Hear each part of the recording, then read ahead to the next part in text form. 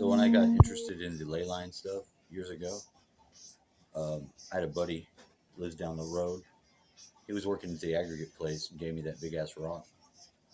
It was big, like I mean, it was very big. He had to put it in the back of the truck and dump it out in the front. And I had it in the front, kind of about where the heart was. There used to be a heart-shaped mowing area of grass right where our driveway goes like this. So it was like the driveway goes around it, obviously. But my dad mowed the heart shape. I put one of the rods there for a while. I just recently moved it because it was time. Not to take down the heart, but to work the higher up energies. Know what I'm saying? These these guys. See, I got.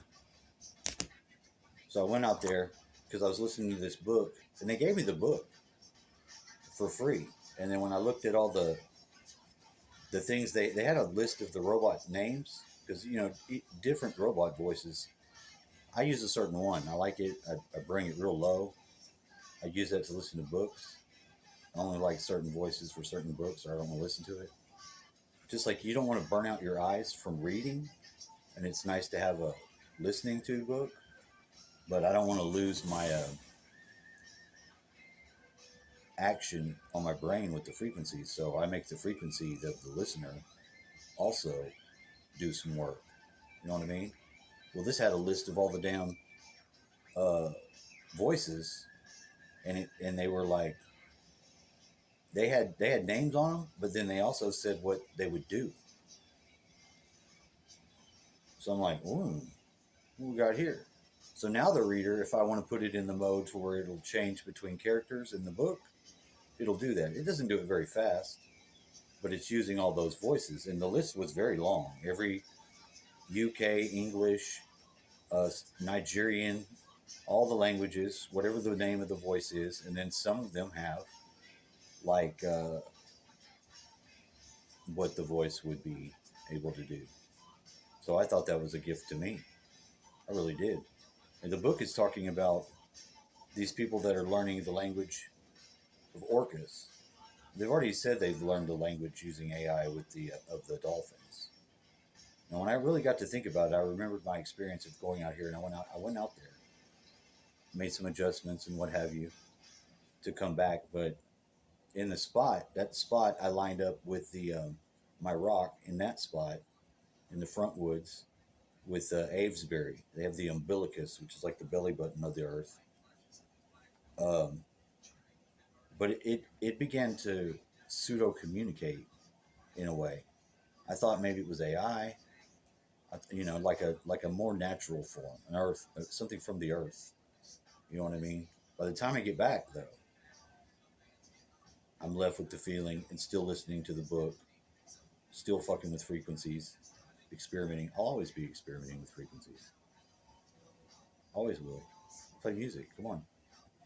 But one of them that I got when I was listening to the thing, I got the frequency generator thing that plays different waves because like I was hearing a theta wave in there. It was my fan. I just had to turn it off finally because I wanted it to shut the fuck up. But if I turn it back on, you start hearing a theta wave, which wasn't doing that before. Wasn't doing that in my room before. So I went out there, uh, remembered, gathered some of the whatever's going on. I think that there's a effort to communicate. We don't have sandworms, but imagine if there's something in the actual earth, like you would have a whale in the ocean. Imagine if in the physical earth there's something like that that's large that they're trying to communicate with. I mean, even if it's not a physical thing, what if it's just the earth? I think that's happening. At least it is to a small degree with me. So, without further ado, I can show you what is manifested. It is manifested into.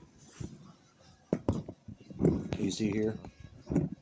This is wax layers. I put the bottom pyramid, the yellow one, which is your solar plexus. it stood out. It really wanted to be at the bottom on this because that's the opposite color for purple is yellow. So I put it as the base.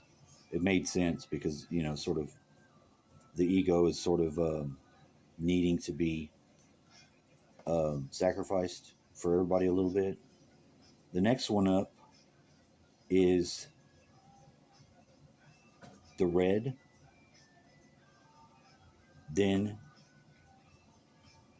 the final one right here is the green, the heart, and it's sitting on a magnet that I oriented to get the alignments in here right. And will I put more? I don't know if I need to put any more for a while. This is a pretty nice tool that it's doing this. You can see all of it. I've got this glass one pointing down at it. It's covered. It's got the wax covering.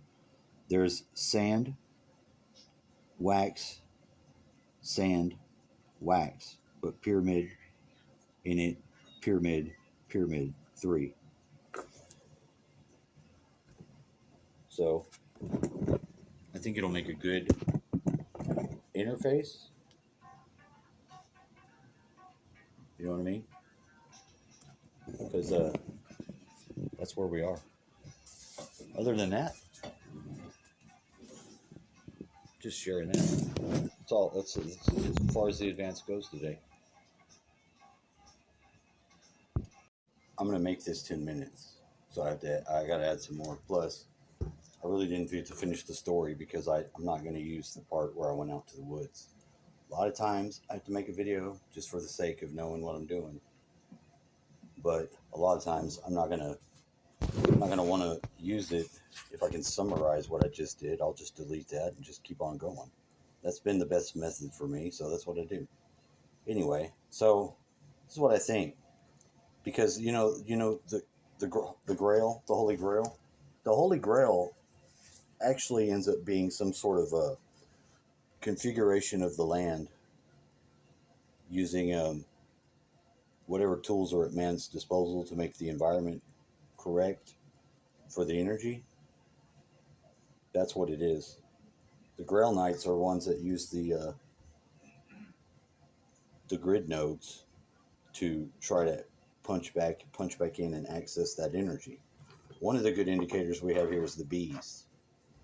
My friends took away the something they had over there, and after I took my big 31 by 31 shiny metal square, I'd set it over there, but when I came back, I lined it up to where the sunset, or where the sun is now, the point of the square shining all the hell lines up, aiming towards where the bees are at center and with the sun. We just need a little adjustment. I've got a micro version of the rock because I found a rock that looks just like the larger rock. That's been sort of a theme too. A big and a small version of two of the same things. Because I have a star tetrahedron, a big one, and I got a little bitty one. And they've come into play. When I connected my bed, which I do now have connected for the springs inside, just by chance. But I coiled the wire that I used to connect them with the star tetrahedron. Probably will be helpful. But when I was coming back from there, I seen my hat fell off.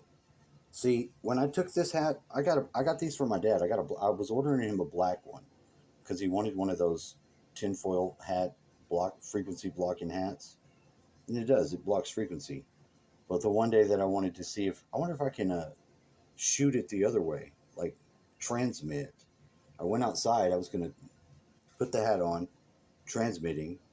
I went outside because I had a ladder. I was going to get the sunset too. It was at sunset time.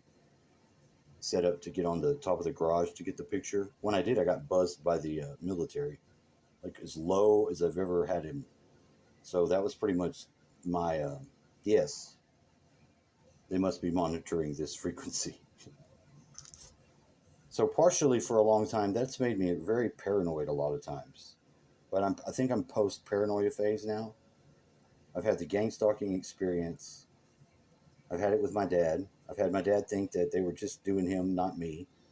I got him to figure it out because he thought I was fucking with his shit. It wasn't them. Then he did notice before he left the earth that they do it to both of us. Um, I think part of it led to why I got the information I got today with the thing, because I think that that's why they're watching me, which is fine. I'm okay with it. It's like you don't want to be used for something. You shouldn't just go along with anything until you know what's going on. You know what I mean? You shouldn't just go along with it, even if it's something. If it's something that you could, in the end, think that it was something good, it's better that you would go along with it in that instance than if you just was agreeing the whole time and not knowing what it was. Some of the programs that they're doing, sadly, some of them are good. They just don't read you into it. They're not gonna. That doesn't mean you wouldn't want to participate in something or you wouldn't be interested in it. I find that you don't have to rip yourself out of all the things that they pre put you in for your genetics or whatever the fuck they're doing to us. But make a good effort at finding out where you're being used and come back in with your own consent on the things that you think are okay.